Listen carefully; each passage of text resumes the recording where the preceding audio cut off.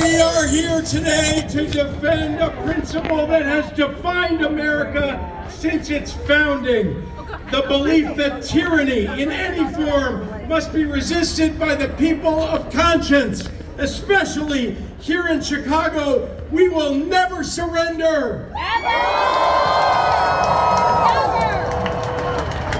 Throughout history, we've learned that tyranny doesn't arrive with dramatic proclamations.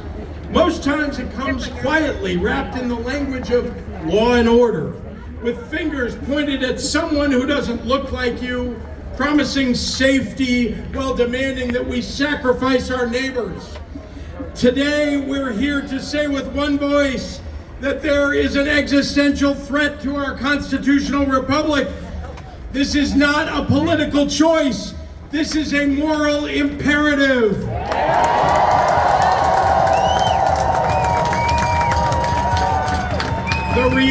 The reality here in Chicago is this. Black and brown people are being rounded up because of the color of their skin. Children are being zip-tied and separated from their parents. Worshippers coming from church are being questioned and detained. Workers are being harassed and detained at our shops and restaurants.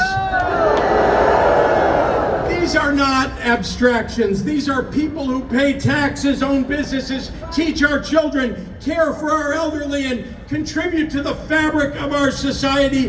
This is us, all of us.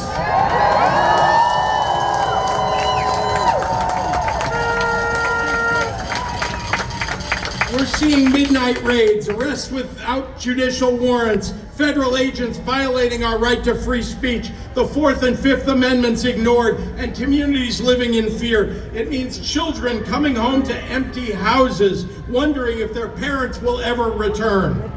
And here's what concerns me the most: the normalization of it all. When we accept the idea that the color of your skin is probable cause to detain you, that the government should have unlimited power to round up and imprison people without due process, that Trump can build a massive enforcement apparatus with no constitutional limits, well, then we erode the foundations that protect all of us. Chicago, is that okay with you? History teaches us that powers granted in the name of security are rarely relinquished. The precedents that we set today become the justifications for tomorrow's abuses. When we allow tyrannical policies against any group, we make tyranny possible against every group. Chicago, is that okay with you? We are here today at this rally because Donald Trump and Stephen Miller are already coming for the immigrants and for black and brown people and for LGBTQ people and for their political opponents. The famous Martin Niemöller poem, First They Came, concludes with the words, "Then they came for me, and there was no one left to speak for me."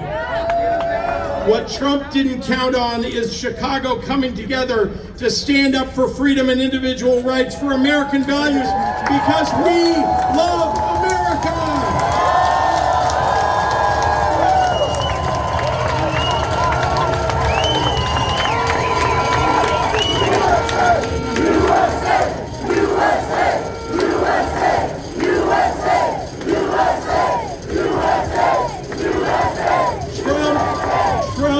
Stephen Miller tried to stop us from rallying today by calling us names. Do we care if they call us names? And they're threatening still to bring military troops into Chicago, claiming there's an insurrection here. Is this an insurrection? It's because peaceful democratic resistance is always scary to authoritarians.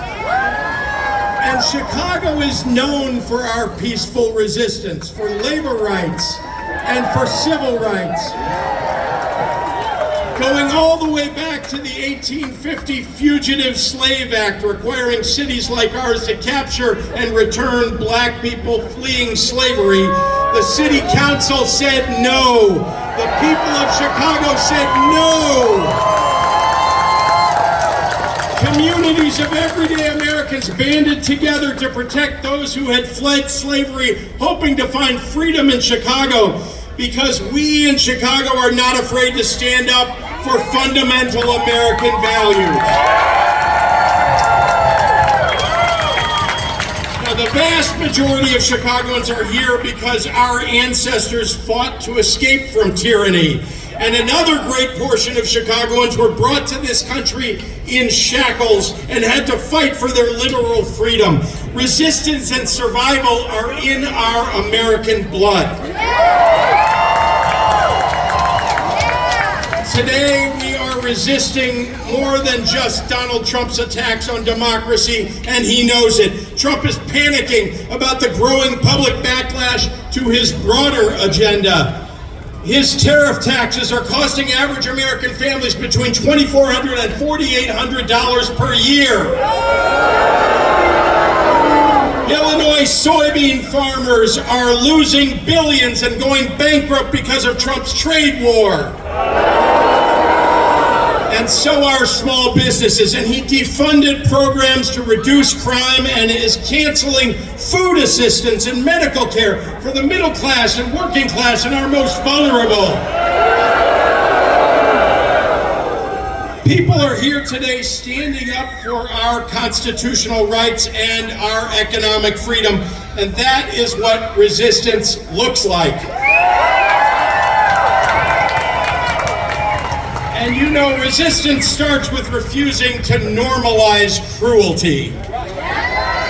Resistance means choosing solidarity over fear. It means recognizing that an attack on free speech, on immigrants' rights, on due process is an attack on everyone's rights.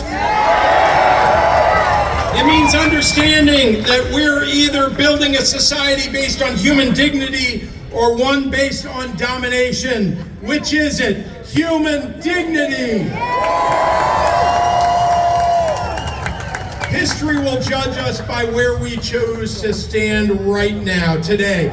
Future generations will ask, what did we do when fellow human beings faced persecution, when our rights were being abridged, when our Constitution was under attack? They'll want to know whether we stood up or we stayed silent, whether we chose compassion.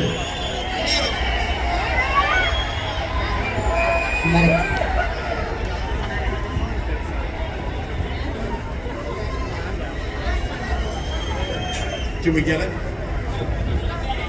We need a medic over here.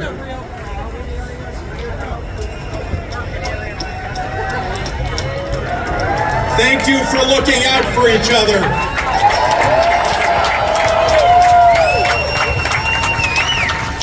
Folks, tyranny requires your fear, your silence, and your compliance. Democracy requires your courage.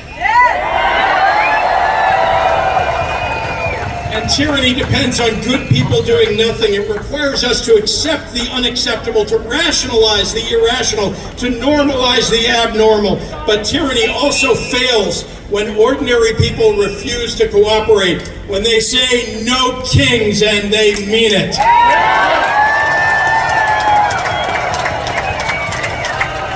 So Donald Trump, stay the hell out of Chicago.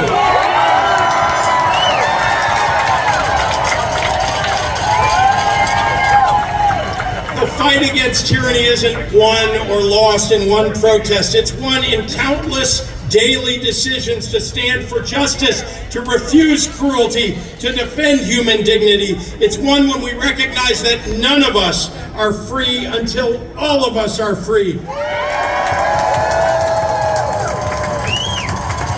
So say it with me. We love America. We love America. We love Chicago. We love Chicago. Donald Trump, stay the hell out of our city.